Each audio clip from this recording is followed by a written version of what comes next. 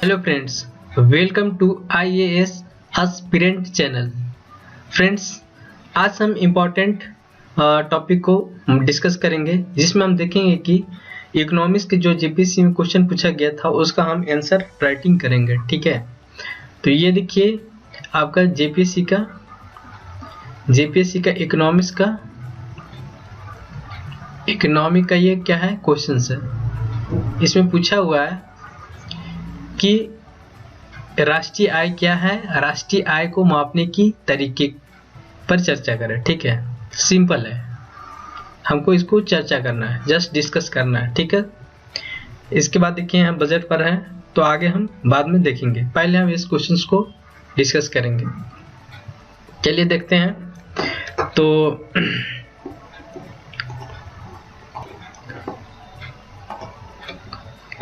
ठीक है, ये आपका क्वेश्चन है। क्वेश्चन ये है कि राष्ट्रीय आय क्या है। ठीक है, राष्ट्रीय आय को मापने के विभिन्न तरीके पर चर्चा करें। हमको सिंपल डिस्कस करना है। ये 7th to 10th जेपीएससी में 7th to 10th जेपीएससी में पूछा है। ठीक है, 2021 में। सिंपल हमको जब इंट्रोडक्शन लिख रहे होते हैं तो इंट्रोडक्शन में हम कोई इंटरनेशनल, जैसे ये फेमस साइंटिस्ट हैं, तो हमने वहाँ से स्टार्ट किया। ठीक है, और इसके बाद हमने यहाँ पे आई क्या होता है सिंपल डिफाइन किया है। ठीक, जो इम्पोर्टेंट टर्म है उसको मैंने अंडरलाइन कर दिया है। ठीक है, इसका मतलब होता है वैल्यू एडेड। ठीक है, वैल्यू एडेड तो मूल्यवर्धनों को योग टोटल होता है। तो इम्पोर्टेंट जो आपको टर्म है उसको हमने अंडरलाइन कर दिया है। तो ये डिफाइन करने के बाद आप यहाँ पे देखिए कि भारत के एक वित्तीय वर्ष में, ठीक है, एक वित्तीय वर्ष में का जो वित्तीय वर्ष का जो टाइमिंग होता है वो होता है आपको एक वित्तीय वर्ष में 1 अप्रैल से, ठीक है, यहाँ पे 1 अप्रैल से लेके 31 मार्च तक। ठीक है, सिंपल फिर मैंने जीडीपी को बताया, जीडीपी क्या होता है, एनडीपी क्या होता है, और इसके बाद मैंने बोला कि एनडीपी में अगर जीडीपी में अगर कोई यहाँ पे डिप्रिसिएशंस होते हैं, ठीक है, डिप्रिसिएशंस होता है, तो जीडीपी में अगर डिप्रिसिएशन निकालेंगे तो नेट डोमेस्टिक प्रोडक्ट निकल जाएगा। अगर वही हमको gross net product market price पर निकालना है तो जीडीपी मार्केट प्राइस पे प्लस विदेशों से प्राप्त निबल, ठीक है ना, नेट इनकम। ठीक है, इसका मतलब होगा नेट इनकम, उसको ऐड कर दीजिए तो यहाँ मिल जाएगा। तो ये बेसिक आपको परिचय हो गया कि राष्ट्रीय आय क्या है। ठीक है, यहाँ पे पहले इंट्रोडक्शंस और उसको फिर इम्पोर्टेंट टर्म को डिफाइन कर दिए। इसके बाद यहाँ पे देखेंगे कि जीडीपी को, ठीक है, जीडीपी को निर्धारित करने वाले कारक क्या है। ठीक है, यहाँ पे कारक क्या है, तो कारक को देखेंगे। देखिए यहाँ पे एक इस तरह मैंने बनाया है। तो जीडीपी को निर्धारित कारक भौतिक पूंजी का पूर्ण उपयोग, ठीक है, मानव संसाधन का समुचित उपयोग, है ना, क्या है जीडीपी को के निर्धारक कारक, ये है पॉसिबिलिटी है कि पॉसिबल्स कारक क्या हो सकते हैं। तो यह है कि हम क्यों निर्धारित करते हैं, क्योंकि हम जो हमारे पास भौतिक पूंजी का उसको हम पूर्ण उपयोग कर सकें। ठीक है, मानव संसाधन का समुचित उपयोग कर सकें। ठीक है, श्रम की उपलब्धता और कुशलता को डिफाइन कर सकें, उत्पादनों से जुड़ी विभिन्न कारकों को उच्च क्षमता को पता लगा सके, तकनीकी क्षेत्रों में प्रगति कर सके, और जो कॉम्पिटिटिव मार्केट है, ठीक है, उसमें हम लोग को सरवाइव कर सके। तो ये कारक है। ठीक है, इसलिए हम जीडीपी को निर्धारित करते हैं। ठीक है, केंद्रीय सांख्यिकी, ठीक है, सीएसओ के अनुसार जनवरी 2015 में राष्ट्रीय आय को मापने के लिए आधार वर्ष, यहाँ पे देखिए 2004 से 2005, ठीक, को संशोधित करके अब 11-12 कर दिया है। ठीक है, राष्ट्रीय आय को मापने के क्या विधि हो सकते हैं, ठीक है। तो देखिए यहाँ पे क्या विधि है, यहाँ पे प्रोडक्शन विधि, ये हो गया प्रोडक्शंस मेथड, ये है इनकम मेथड, और ये है एक्सपेंडिचर मेथड, ठीक है। अब क्या होता है कि जो आपको प्रोडक्शन मेथड में क्या होता है, ये किसी भी वित्तीय वर्ष में, ठीक है, किसी भी वित्तीय वर्ष में उत्पादित विधि अर्थव्यवस्था के कुल उत्पादन में उत्पादन इकाइयों की माप प्रस्तुत करता है। वित्तीय वर्ष में उत्पादित वस्तुओं एवं सेवाओं का अंतिम, ठीक है, मौद्रिक मूल्य ज्ञात कर लिया जाता है इसमें, ठीक है।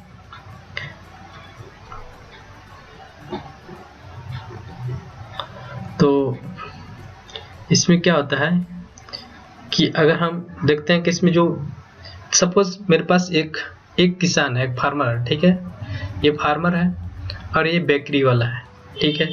फार्मर अगर कोई 100 रुपए की RS का कुछ बनाता है और इसे 50 रुपीज में दे देता है, ठीक है, 50 रुपीज में देता है, और ये 200 रुपए का क्या करता है, ये 200 रुपए की प्रोडक्ट्स बनाता है, ठीक है, ये प्रोडक्ट बनाता है, ठीक है, प्रोडक्ट बनाता है। तो ये जो उत्पादित करता है ये फार्मर, ये 100 रुपए की चीज उत्पादित करता है, लेकिन इसको 50 रुपए में देता है।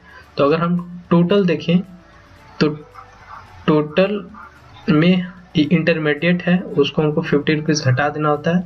तो हम 100 रुपए प्लस, ठीक है, 200 माइनस 50, ठीक है। तो यहाँ पे कितना हो गया, यहाँ पे 250। तो एक जो मान लीजिए सपोज एक कंपनी है ना, तो एक कंपनी का जो अंतिम उत्पाद कितना हो गया, 250 रुपया का। अगर इसी तरह ये प्रोडक्शंस ए कंपनी, बी कंपनी, सी कंपनी, डी कंपनी टोटल को अगर ऐड करते हैं तो हमको अगर जेड है, जेड एन तक, ठीक है, जाएगा। तो हमारा जो अगर उसको टोटल को अगर हम ऐड कर लें तो किसी भी देश का हमको जीडीपी पता चल जाएगा, ठीक है ना। जितना भी है, अगर सेवाओं और आपको सेवाओं जो सर्विसेज हैं, फिर आप प्रोडक्शंस का अगर कुल मौद्रिक वैल्यू, यहाँ पे मॉनेटरी वैल्यू अगर निकाल लें, जितना हो रहा है उसका वैल्यू मॉनेटरी वैल्यू में, तो उस देश का अर्थव्यवस्था पता चल जाएगा, ठीक है। इसीलिए हमने क्या किया कि जो एक कंपनी, मान लीजिए सपोज कंपनी ए है, ठीक है, कंपनी बी है, तो इसका ग्रोस वैल्यू एडेड प्लस इसका ग्रोस वैल्यू एडेड, अगर उसको एन तक निकाल ले, टोटल एन तक, तो किसी भी देश का वहां का जीडीपी पता चल जाएगा, ठीक है ना, ठीक है। इसमें हम इंटरमीडिएट गुड्स को हम काउंट नहीं करते हैं, जो मध्यम में जो भी गुड्स होता है उसको हम सब्ट्रैक्ट कर लेते हैं। जैसे यहाँ पे देखिए 50 रुपया का जो इसमें मेहनत है, इसको लगा, इसमें 200 रुपये का बनाने के लिए 50 रुपये का जो मेहनत लगा उसको हमने क्या किया, सब्ट्रैक्ट कर लिया, ठीक है ना। तो इस तरह का है, तो इसको हम टोटल ग्रोस वैल्यू एडेड, किसी कंपनी का ए का, किसी की बी का, अगर एन तक निकाला है तो उस देश का टोटल जीडीपी समझ में आ जाएगा, टोटल जीडीपी 1 से लेके एन तक, ठीक है, ग्रोस वैल्यू एडेड एन तक। तो अगर हम पूरा कर लेंगे तो उस देश का जीडीपी समझ में आ जाता है। ये मॉनेटरी वैल्यू में होता है, मॉनेटरी वैल्यू में, ठीक है, मौद्रिक वैल्यू में। तो इस तरह हम उत्पादन विधि के द्वारा उस देश का अर्थव्यवस्था निकाल लेते हैं। यहाँ पे देखिए कुल मूल्य वर्धित का कुल योग, ठीक है, तो उससे उस देश का आपको उस देश का हम प्रोडक्शन विधि से जीडीपी ज्ञात कर सकते हैं। उसमें कुछ सावधानियां हैं, जिसमें सावधानियां हैं कि पुरानी वस्तुओं के क्रय विक्रय मूल्य को शामिल नहीं किया जाता है। उत्पादित वस्तु उस वित्तीय वर्ष में होनी चाहिए, ठीक है, उस फाइनेंशियल ईयर में होनी चाहिए। तो इस तरह का है। स्टॉक के मूल्य में वृद्धि राष्ट्रीय उत्पाद को प्रभावित नहीं करेगा। चीज है, इंटरमीडिएट गुड्स को बार बार काउंट नहीं किया जाता है, इस तरह हमको, फिर इस तरह आय विधि हो गया, ठीक है। आय विधि भी इसी तरह है। आय विधि क्या होता है कि टोटल अगर जो मजदूर है ना, मजदूर को जो भेज दे रहे हैं सैलरी, उसका फिर अगर प्रोडक्शन है, ठीक है ना, सकल लाभ, इसके बाद ब्याज, ठीक है, इसके बाद रेवेन्यू, जो जितना भी सब जो जनरेट हो रहा है उसको हम किसी भी सीमा के अंदर का, राज्य के सीमा के अंदर टोटल हम ऐड कर लेंगे। इसमें वेज हो गया, है ना, प्रोडक्शन प्रॉफिट हो गया, मतलब ग्रोस प्रॉफिट हो गया, इंटरेस्ट हो गया, ठीक है, और रेवेन्यू, टोटल को हम जोड़ लेंगे तो वहाँ पे हमको डोमेस्टिक क्या हो जाएगा, ग्रोस डोमेस्टिक प्रोडक्ट, जीडीपी पता चल जाएगा। तो ये है, आपको अब देखेंगे कि ये है इनकम मेथड, इससे निकालते हैं, ठीक है। इसी तरह हम देखेंगे कि इसमें भी कुछ है आपको कि कुछ सावधानियां बरतना होगा, ठीक है। इससे हस्तांतरित आय जैसे वृद्धावस्था पेंशन, बेरोजगारी भत्ता, छात्रवृत्ति इत्यादि को राष्ट्रीय आय में सम्मिलित नहीं किया जाता है। से कुछ आपको ध्यान देने की जरूरत है, सावधानियां है, जैसे गैर कानूनी चोरी, जैसे चोरी हुआ, ठीक, इससे प्राप्त आय को ऐड नहीं करना है, राष्ट्रीय आय में शामिल नहीं किया जाता है। अचानक प्राप्त आय को, जैसे लॉटरी से निकला हुआ चीज को हम ऐड नहीं कर सकते, आय में शामिल नहीं कर सकते, ठीक है।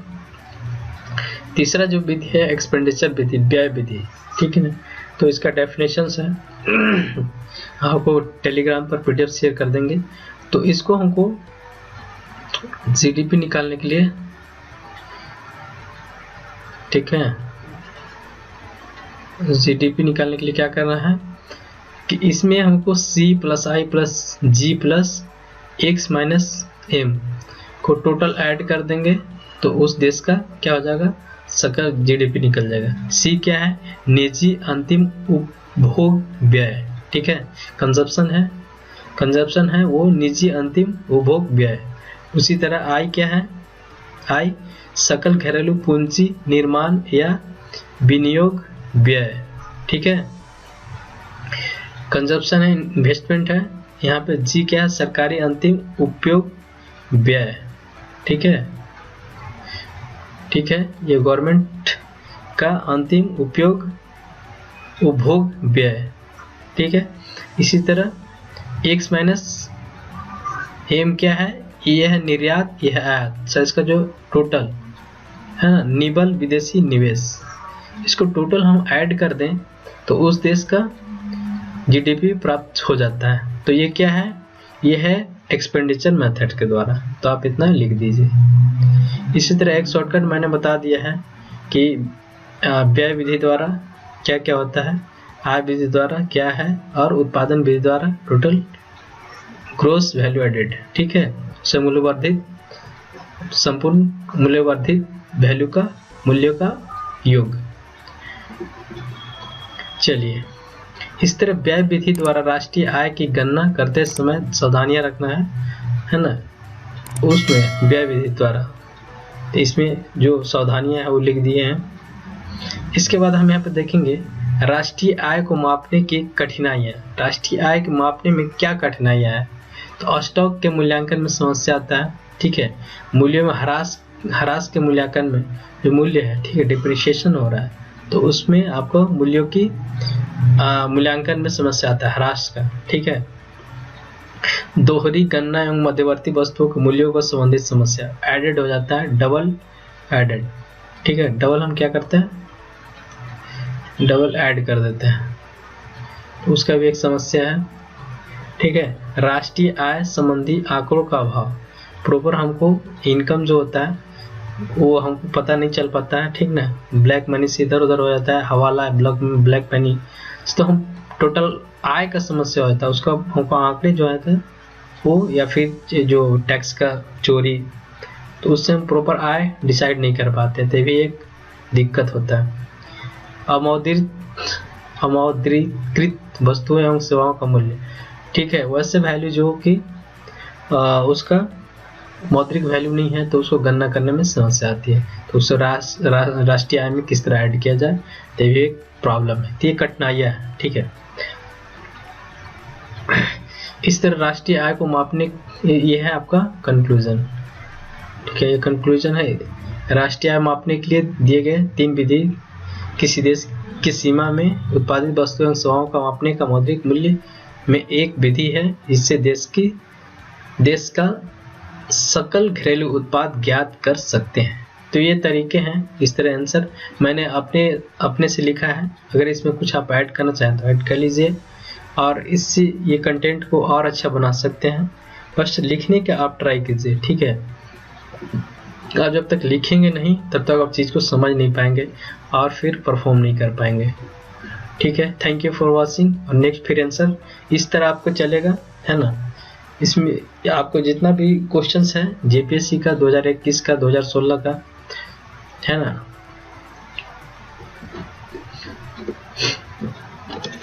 जेपीएससी 2021 का 2016 का संपूर्ण क्वेश्चंस को करा देंगे, प्रश्न उत्तर, संपूर्ण प्रश्न उत्तर करा देंगे। इसके बाद फिर न्यू जो डेटा, इसके साथ फिर करंट अफेयर के साथ अपडेट आंसर, फ्रेश संभावित आंसर, ठीक ना, पॉसिबल